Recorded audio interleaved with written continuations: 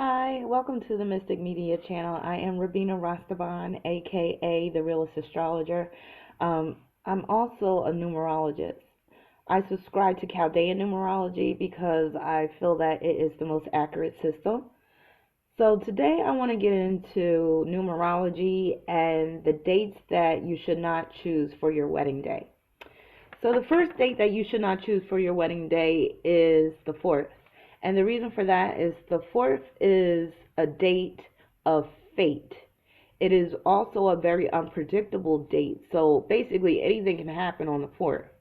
So if you want a wedding to go as planned, if you choose the 4th to get married, there's a good chance you're going to be disappointed because there's going to be unexpected circumstances that arise. Also, getting married on the 4th will infuse your marriage with a lot of unpredictable energy, a lot of upsets, and maybe even some temporary separations. And there will be a higher chance that you will end up getting divorced with that number 4. The next number that you really want to shy away from in terms of picking your wedding date is the 8th. The 8th is similar to the 4th in that a lot of negative energy is interwoven in that number. But with the 8th, it's even worse because the 8 deals with karma and it deals with destiny.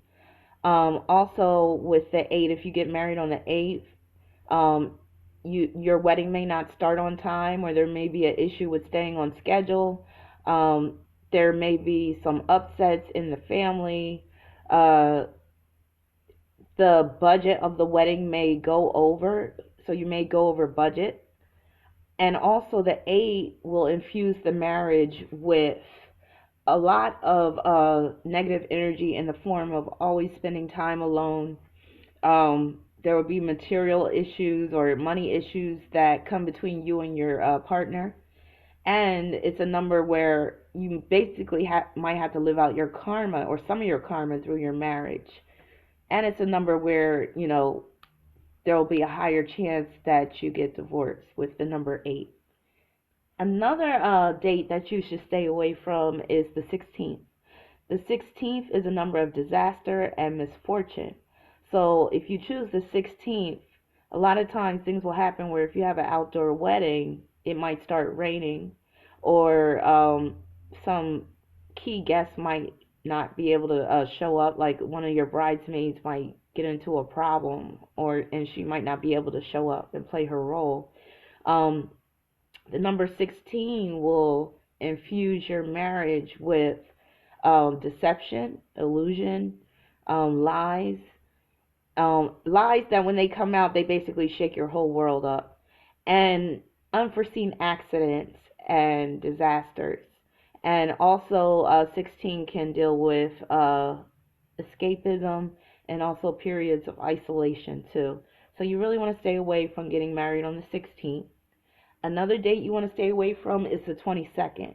The 22nd is like 4 because it breaks down to 4. So it's a number of unpredictability, but it's even worse than 4 because it's a number where you'll have to deal with outside forces in the form of people that will try to disrupt your wedding, or like for instance maybe the caterer gets something wrong, or they don't come through on time, or the food is bad, or you might have an unruly guest that tries to disrupt the whole wedding.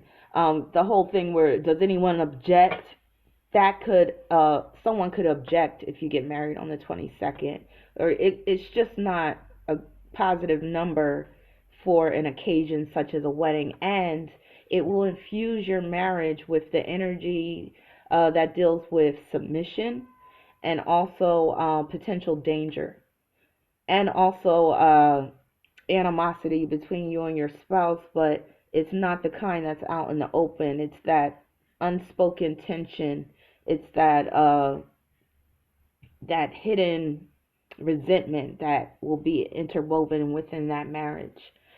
Another number that you want to stay away from in terms of wedding dates is the 29th. The 29th is the worst number of all. It's a number that carries heavy, heavy karma, and it's a triple threat because 29 breaks down 2 times. So you have 29, then you have 11, and then you have 2.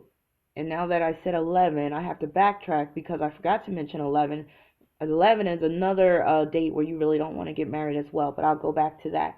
But 29, like I said, is the worst number or worst date to get married because basically you're attracting a lot of negative energy in the form of crisis and emergencies and a great feeling of insecurity, and where something bad is always around the corner and you can never be at peace. You're always feeling under pressure. So a wedding that takes place on the 29th, it can turn out to be something like where the cake falls over. The 16th too, like the wedding cake could fall over. 29th as well, or where your photos don't come out right, or where right before the wedding you find out that your partner was cheating. So things like that, can arise with the number 29. So let me backtrack to the number 11. Getting married on the 11th is not really a good idea either because the 11 is a number of conflict. Oftentimes it's internal conflict. So with the number 11, you may get married and then the very next day you start to question your judgment and you start to, fear your decision and you start to wonder if you made the right decision. 11 can also deal with having a hard time maintaining your individuality within that marriage. And it can also deal with some type of interpersonal conflict that occurs at the actual wedding. So 11 is not really a good day to get married as well. So basically, that's my breakdown on the dates where you should really stay away from when it comes to getting married. Now, of course, there's some exceptions to the rules. So, like for instance, if you got married on the 8th, it would be okay if you were two people who were up in age. So let's say that you were in your 70s and you decide to get married. Well, that's good because 8 deals with older people and maturity. Also, 8 would be good if it was two business partners getting married, or if they planned to open up a business later on once they got married. 8 would also be good for high profile marriages, such as a prince marrying a princess, or a celebrity marriage that would result in a higher status, or an increase in income, significant increase. The 4th would be good for partners that are in alternative relationships. So the 4th would actually be good for same-sex marriages, celebrating that. It would also be good for marriages that are just unusual. So if there's a big difference in age, then the 4 might bless that type of union. If the two partners are let's say two scientists are getting married, then the 4th would probably be, okay. They would probably be protected because they are in tune or they're in sync with that 4 vibration. Let's see. Let's say someone got married on the 16th.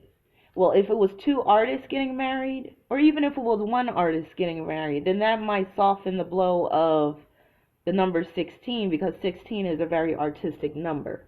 Or let's say if it was two people that, you know, were in the clergy together, or they shared a strong spiritual bond. Well, 16 might help mitigate the risk if they got married on the 16th. So it also depends on the type of energy that you're carrying and the type of numerology that you're dealing with. But in the most general sense, the numbers that I mentioned, you really do want to shy away from picking those numbers for your wedding. So I hope you found this video insightful and interesting. And if you like this video, please subscribe. There will be more to come. And I will leave my website at the bottom if you would like a reading. I offer astrology readings, tarot readings, numerology readings, runes, I Ching. I do a lot, and that's because I'm a Sagittarius, and we tend to like to have we tend to like to be multifaceted. So yeah, stay tuned, and I will be back.